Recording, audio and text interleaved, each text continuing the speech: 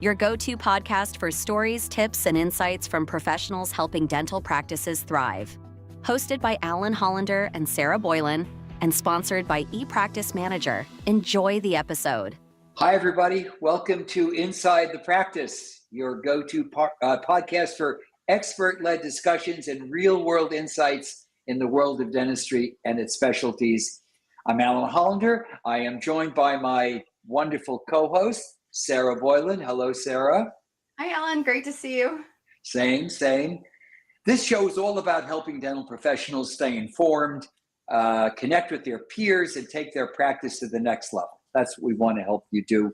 We are excited to welcome back Paul Murphy. He is the Chief Growth Officer at Black Talon Security. Paul's got 20 years of experience in the tech sector, and he is truly a recognized expert in data security, somebody you want to know in this day and age. He's got a real talent for turning complex cybersecurity concepts into practical strategies that can help organizations stay protected and ahead of evolving threats, something that we need to be on top of nowadays. He's worked across multiple industries, from dental and healthcare to legal and finance, and he continues to play a key role in helping businesses safeguard their data while still being able to embrace innovation. Welcome to you, Paul. Welcome back. Great to have you. Thank you. It is great to be here. Thank you for extending the invitation for me to come back and speak with you. Pleasure. And that was maybe the greatest introduction of all time. So thank you. You're very welcome. Well, let's dive right in on this. You know, AI is such a buzz topic and buzz phrase now. You hear about it constantly in every area. Want to do a little bit of a reality check on AI success, and so our first question refers to a report by Gartner. They say that the failure rate of AI projects or AI failing to meet expectations is as high as 85%. Why is that happening?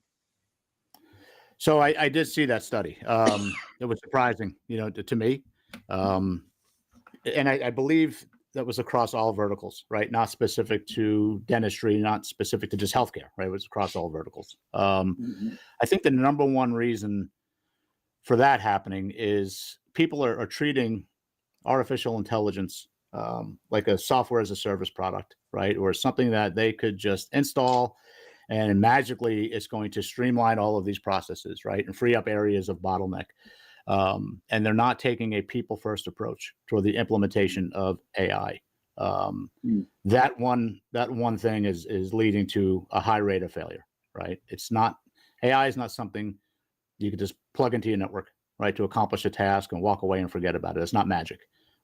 Yes. Number one thing that a practice can do is involve their team in the discussion around the implementation of AI. Make sure there's a clear plan, right, to address specific areas.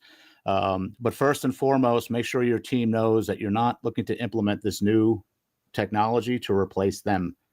All right. Make sure that they're aware that AI is there to assist them with their day-to-day duties, right? That's the most important thing an organization or practice can do. Yes. Great. Yeah, great point. We have an AI product an application that we're introducing, and it's interesting because what you're saying completely resonates. Getting people to do this, there are people who do it and who utilize it, and if that component falls out, the moment you put something on automatic, whether it's your Tesla or anything else, you're vulnerable. Yeah, 100%. Yeah, there's definitely risk. So. Yeah. But Paul, wasn't that the point? Wasn't AI supposed to automate and streamline operations within a practice? Yes, and if used properly, it can certainly help, right? Streamline processes, create efficiencies. But it's not this magic technology, again, that you can just implement, press a button, and boom, it's going to do all this work for you, right? People have to be involved, number one, right? And they have to feel like the best thing a practice can do, in all honesty, is identify someone within the practice to be the AI champion, right? And maybe it's whoever's responsible for HIPAA, right? So someone that's going to be there to kind of help implement the technology, reassure your team members, again, that, you know, it's not technology that's going to replace them. It's only there to assist them, right? Increase their efficiencies, take some of the workload off of their shoulders, right? And kind of free them up a little bit. And then they have to be trained on the proper use of AI, right? Because again, it's almost magic.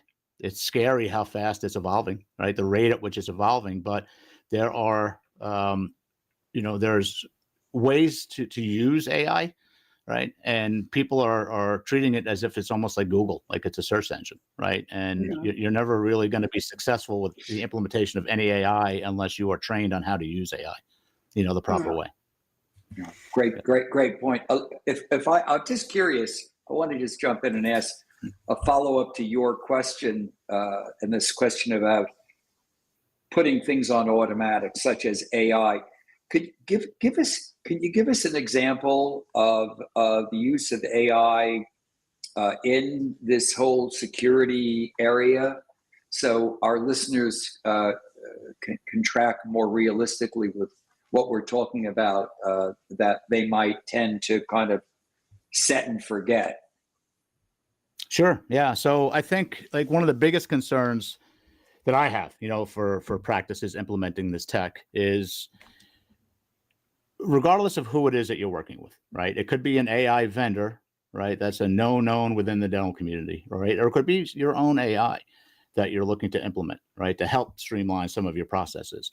Number one, governance, risk, and compliance needs to be taken into consideration. So from a security standpoint, that's one area that I know practices are overlooking, right? And maybe it's a vendor who's a known entity in the dental community, right? Who has AI technology, and practices are assuming, because they're here and they're a known, they've already taken care of everything related to GRC, right? Governance, risk, compliance. I don't have to worry about that. And nothing can be further from the truth. We're already seeing issues arise, right? I'm not going to name names, but a very large DSO organization is in the middle of a class action lawsuit right now, right? Because a very basic guardrail was not put in place before they implemented AI tech, right? They implemented this technology to assist them with fielding inbound phone calls, right? And routing patients. It took one person, one prospective patient calling in 3 times, and on the 3rd time realized that they were interacting with artificial intelligence and not an actual human being.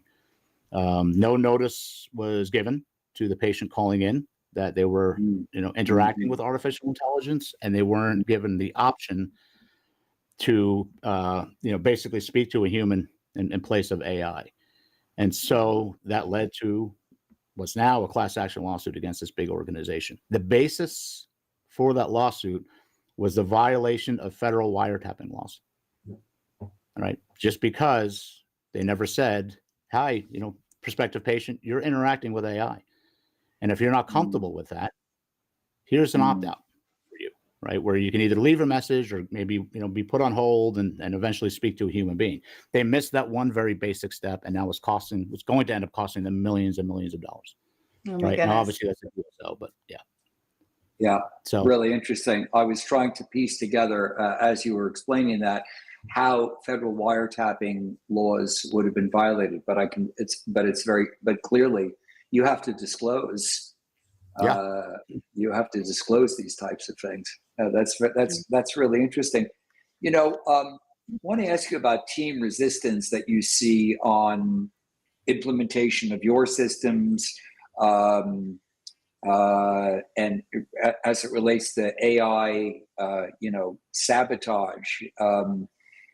A certain percentage of team members, like a third of team members across all of the verticals, admit to sabotaging AI efforts. I don't know if that's, I don't know if it's intentional or otherwise. I have to believe, since I believe that people are good, that it's unintentional, but it's a scary percentage. Why is this happening, and how can this be avoided? So, like you, I like to see the good in people, but unfortunately, in this case, I think it's intentional.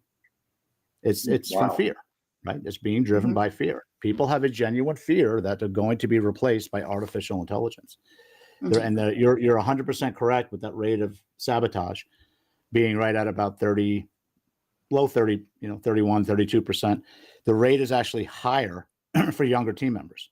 It's something that surprised me, right? If you were to ask me, if someone is purposely sabotaging AI, right, in an organization, I would say, well, definitely baby boomers first and then maybe Gen X, but it's not, right? The younger the team member, the more likely they are to sabotage AI efforts. And it's all fear driven, right? No one wants to be replaced, right? Especially by artificial intelligence. So that's, yeah, for sure. Yeah. And here's another perspective too. You said something a few minutes ago where, you need to designate somebody to oversee all of this stuff. And, perhaps the person that's responsible for HIPAA and OSHA, which is typically practice management or, somebody on the administrative staff. And my initial gut is like, oh God, one more thing for me to take care of in the practice. Right. So I could see there being some resistance even from the management perspective, as far as like trying to incorporate this thing. They want to have it work in the practice, but realistically, it's one more task that we now have to oversee. So how do you get the buy-in from the team members like that? It's tough, right? It's tough. But if you take the right approach, right, and again, you reassure them, right, and you have open lines of communication. This is why. And here's going back to a question like Alan asked earlier. What one mistake I see organizations make is they're implementing AI for the sake of implementing AI, right? It's almost like a sense of fear there, right, from practice owners or senior level management, where if we don't implement AI like everyone else is doing, we're going to be left in the dust. We're going to be behind. Right. And we see the implementation of AI again, just because they want to implement AI, right? Create a plan. Identify a specific area within your practice where you have some bottleneck issues going on, right? And figure out whether or not you think that AI could potentially help you free up that area that's bottlenecked. Right? Can I see some potential ROI in a short period of time if I bring in AI to assist with this one area? And then have open line of communications with your team members. Hey, this is an area where we're dedicating X amount of man hours every week. We think that the implementation of AI can assist you, right? Kind of get this done quicker. It's going to help increase efficiencies. So make sure they know why you're implementing AI, and then use AI to free up that area of bottleneck, right? So whether it's revenue cycle management, maybe like identify for AI what your current process is around RCM, and then let AI report back to you a better way, right, to achieve what you're looking to achieve in that area. And then essentially that new process that AI identified for you helps you create new policies and procedures around that process. All right. So now you actually have a policy and procedure in place that staff has to follow. They have to sign off on it. Right. That becomes the new policy and procedure, but it's something that's in place, which makes it easier to police, essentially. Right. So if you are that AI champion within that organization, you now have a guideline, and it's easier, to make sure that someone's following an existing policy or procedure. Does that make sense? That was a long answer. No. Well, Paul, you sound very much like a practice consultant, and to a large degree you are. We have found that technology doesn't change things in practices. It really does not. Clinical advancements do not change things in practices. What changes things in practices are the systems that people have to operate and implement and integrate into their day-to-day activities. that make it all work. That make it all work. The number of practices that we've gone to over the decades, where you see the latest and greatest piece of equipment that was north of $100,000 sitting there and is now a really nice hanger for people's coats is kind of frightening. So I'm just totally getting what you're saying. So just on this sabotage thing, I'm very interested in this. So really, an example of this could be your cybersecurity company is doing a check on your vulnerabilities. They're sending out, let us say, I'm not saying that you could likely do this. They're sending out emails that are just phishing emails intended to see who's going to open them up and where are the vulnerabilities. And somebody who's, let us say, having anything from just a mildly bad day to one that has led to sort of a vindictive, really nasty impulse, goes, hey, screw them, I'm opening this, let's see what happens. Yeah. Of course, they're gonna the company, the cybersecurity company, and their company is gonna know they have just opened up an email. I don't know what the penalties are in a company for doing something like that. That's something that we would be asked to address. Like, how do you hold people accountable for this? What are the policies and progressive discipline that you exercise when somebody does this? Be interested in your thoughts about this and what you've observed in companies when somebody does that. I mean, are they just going to fire somebody who has done that? But I could see somebody who just goes, oh, just for kicks, I'm going to open this up. Mm-hmm. Sure. Yeah, we see it. Yeah. We see it all the time. Because we're involved in simulated phishing events around security specifically. It's a little bit harder to police that with artificial intelligence, right? AI will develop AI tools that will help people, right, better be able to police efforts. And it may depend on the circumstance, right? So if you have something nothing is harmless, but if someone injects maybe bad data into an AI program that you're using, that could maybe affect a policy and procedure or part of the workflow around fielding patient phone calls, is that a serious offense? Sure, right? I mean, if it's doing the opposite of what why you brought AI into your practice to begin with, then sure, it could have some bad consequences. Is it a fireable offense? That's up to whoever owns the practice. But if it's anything related to, treatment planning, right? Radiography. There could be some dire consequences there, right? So if you're sabotaging AI efforts around anything that has to do with the overall health of the patient, then I would think 100% would be terminable offense. Like, no question. Yeah. But still, right now, kind of hard to police. So. Yeah. No, I get it. How do you? Perhaps you could. How is your company using AI? In terms of delivering its services, Paul? So in a couple of different ways. Number one, we have to use AI because the bad guys are using AI, right? So we have to be able to keep up with them. So we have a defensive technology that's an actual agent that we deploy across all of our clients' networks. It's like antivirus. It's like traditional antivirus, but on steroids. Is kind of what I call it. It uses AI to recognize like the fingerprints of malicious code. It uses AI to recognize or detect what it considers to be unnatural lateral movement across a practice's network, right? So if front desk 1 computer has never, communicated with consult room number 2, and all of a sudden that happens one day, that technology is able to pick up unnatural lateral movement and at least lock it down temporarily to prevent, spread until someone can do an investigation.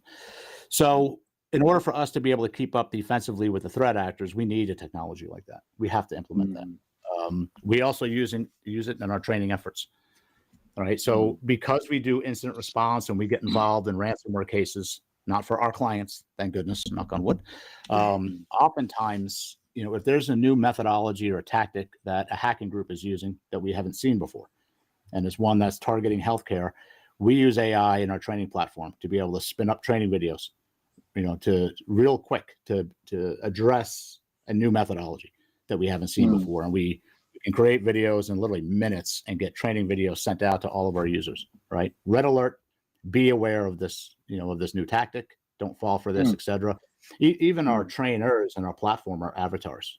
A lot of people don't realize that because they look so realistic, but they're essentially just digital avatars delivering our message, right? So the hackers are doing it, right? Hackers are relying on AI, specifically around social engineering, right? How do I have a conversation with specifically an oral and maxillofacial surgery office? What is some of the terminology that I'm going to use?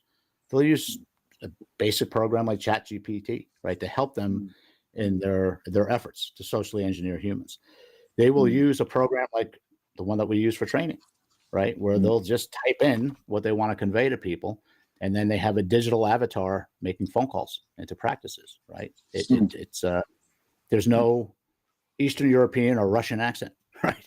Because it's a digital avatar. And if they're calling a practice in the Southeast, well, guess what? Now they have a Southern accent. They're calling New England, now they have like a Boston accent. So they're using AI in a number of different ways, and we have to keep adding it in order to kind of keep up with the threat, and keep pace, with the bad guys. Interesting. Yeah. So your programmers have to constantly be vigilant to this and creating new defenses and new defenses. Is this software that you've developed? Is it a proprietary software that Black Talon has?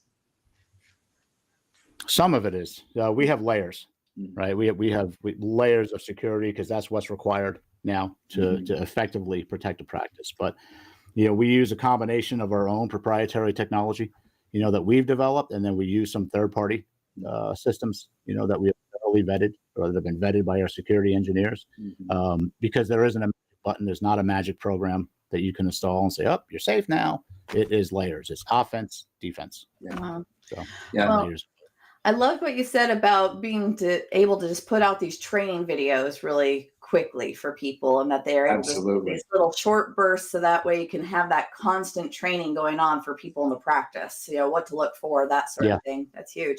Can we dive into some of the GRC stuff? Because I'm passionate about rules and regulations in my practices, right? So can you tell me, do all AI technologies take governance and risk and compliance into consideration? And are there guardrails built in before AI is marketed to practices? Some do. Unfortunately, not all.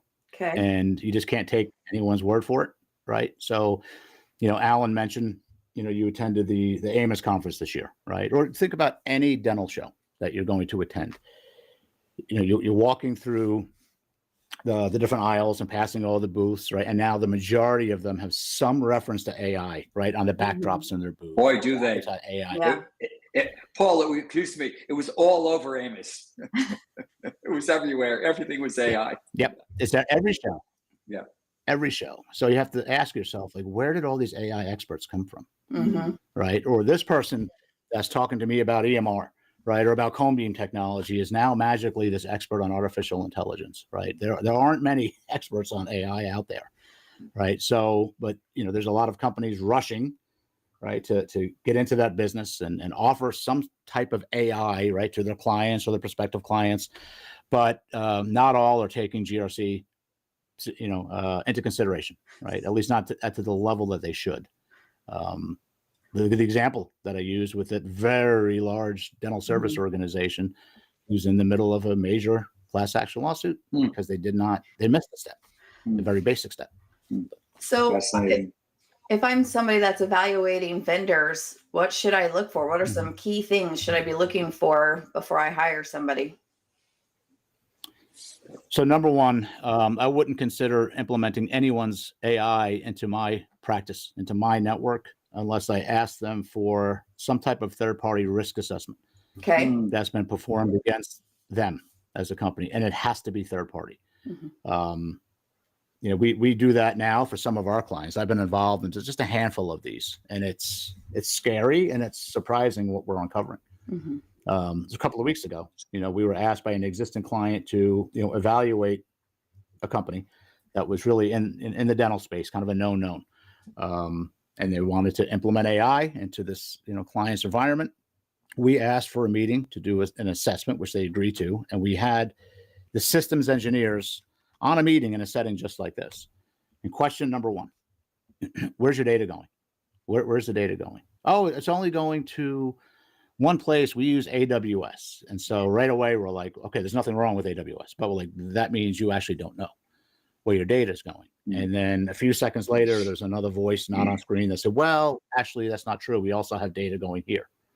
And within 4 minutes of that initial meeting, we quickly realized that the system engineers behind this AI technology had no clue where all that data was going. So it did not pass and it did not implement for good reason, right? Because if the systems engineers, at this known company don't even know where the data is going that they're ingesting, that's scary. It's a bad thing, right? I mean, we're talking about dental practices here, right? Who house some very sensitive information, EPHI, and they're potentially, uploading their EPHI into someone's AI technology, and they have no idea whether their patient information is being used to train that AI agent, because it typically is, but is it being taken out of that organization and shared with other organizations, right? I mean, that's a major violation right there.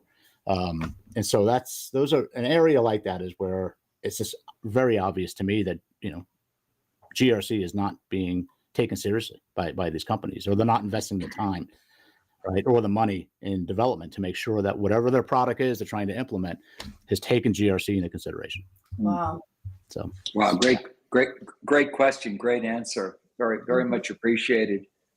Paul, sure, no thanks. About 5 years ago, I was talking with a fellow who at the time, maybe 6 years ago, he was into protecting clients and had a, quote, team of individuals. And he was kind of somebody who'd been referred to me. And his methodology and the team that he had, they were combing the dark web to locate, nefarious and criminal activities that, and checking to see if your information was around on the dark web already. It was kind of interesting at the time. You could see how that, sort of like spy and espionage type dark web stuff was kind of like exciting to people. Anyway, I got very interested in it. We did hire him for a project at the time. Is that current SOP? I mean, do you do that? And is that something that cybersecurity firms would generally do like yours? Typically, yes, and we do. So we use the dark net for a couple of different reasons. One is doing exactly what you just mentioned, Alan, right? So it's just doing scans and combing of the dark net to let people know whether or not their data has been compromised. Now, what's unfortunate for all of us, even the three of us who are on this podcast, we all have some data on the dark net at this point, right? So anyone who's ever used Evite has had their data compromised, right? Because these organizations, these large organizations who most of us have interacted with over the years, have been compromised. Sometimes it's basic stuff, sometimes it's not.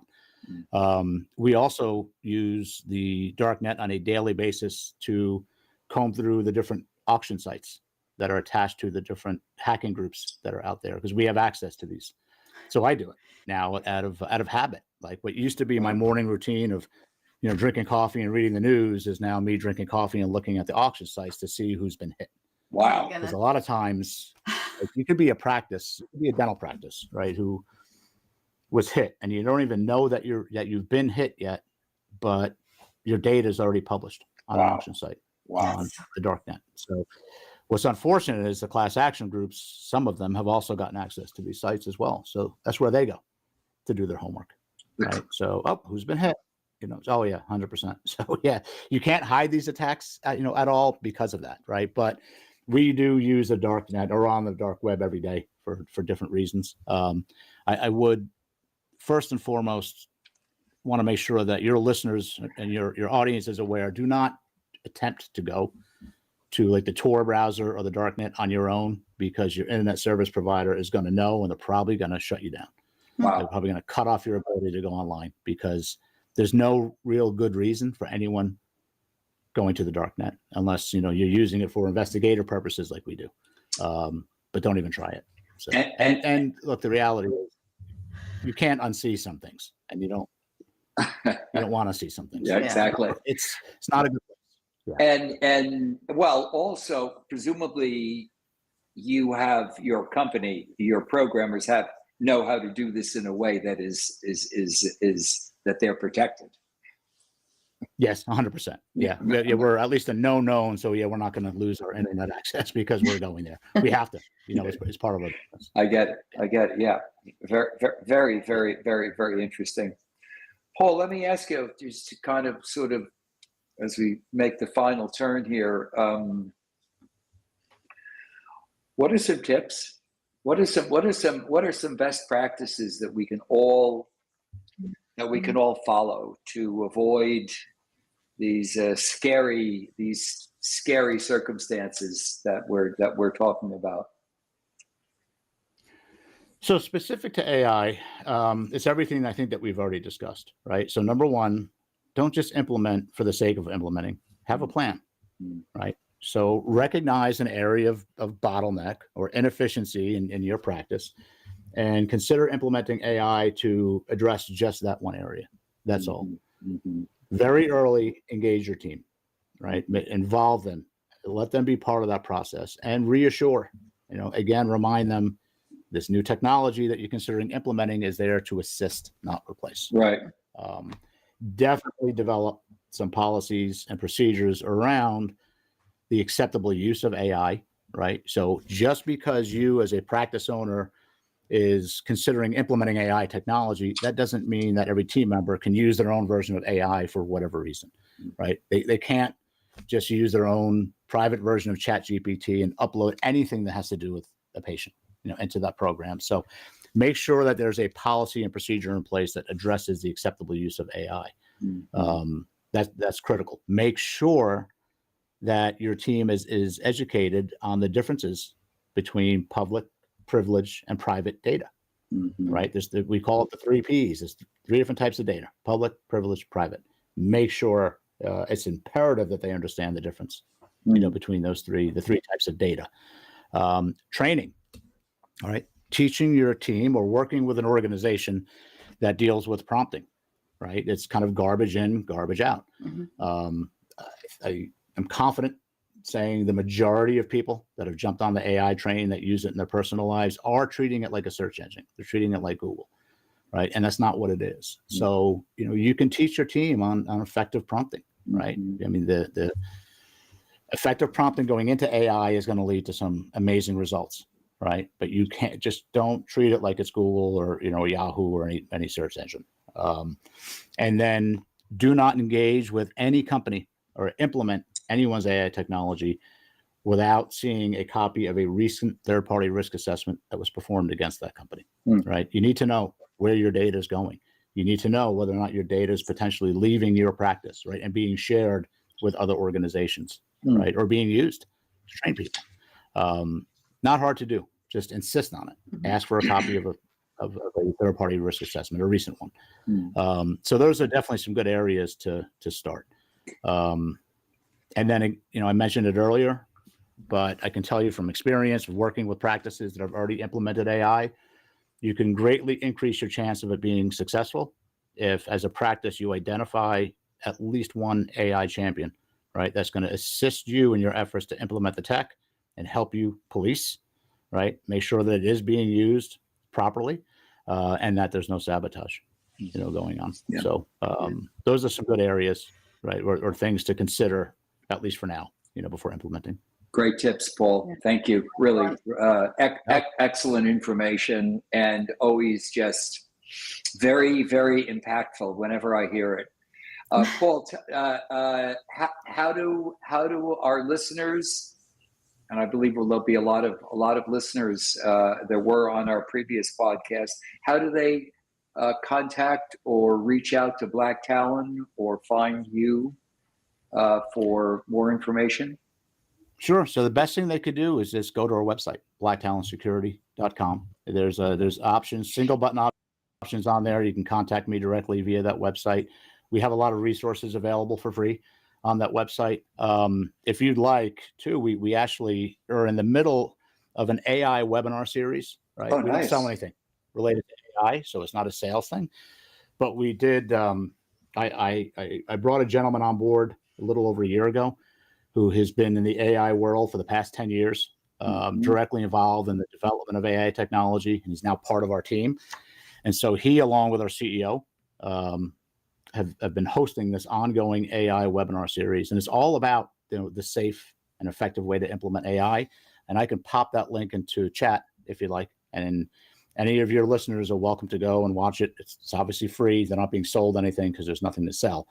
But it's right now it's about 4 hours worth of education on AI. So yeah, that's wonderful. That's wonderful. I'm going to watch that myself, and yes, our production team on the podcast, Paul, will make that visible on the replays of this, as well as your contact information. Paul, thank you so much. What a pleasure, and how informative. Really appreciate you and what you're doing. Well, thank you, and thank you again for the invitation to come back. It's been honored, to be here, and this is just a wonderful podcast. So. Thank you so much. Phenomenal job. Thank you so much. That. Thank you. Take care, Paul. Signing off for Inside the Practice, your go-to podcast for expert-led discussions and real-world insights into the world of dentistry and its specialties. We'll see you next time.